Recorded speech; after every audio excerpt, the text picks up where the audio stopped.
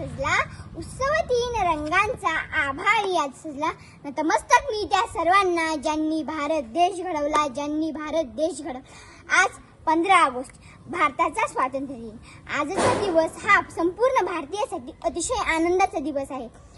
भारताचा स्वातंत्र्य दिन साजरा करण्यासाठी सर्वजण आपण येथे जमलेलो आहोत। भारताला स्वातंत्र्य 15 ऑगस्ट 1947 रोजी मिळाले। यासाठी देशातील महापुरुषांनी आणि क्रांतिकारकांनी आपल्या प्राणांची आहुती दिली, त्यांना स्मरण करण्याचा आज दिवस आहे। भारत देश हा इंग्रजांच्या गुलामगिरीत होता। अनेक वर्ष गुलामी सहन केल्यानंतर, अत्याचार सहन केल्यानंतर आपल्या भारताला स्वातंत्र्य मिळाले। पण भारताला स्मरण झाले ते वीरांची आणि त्यांच्या कार्याची।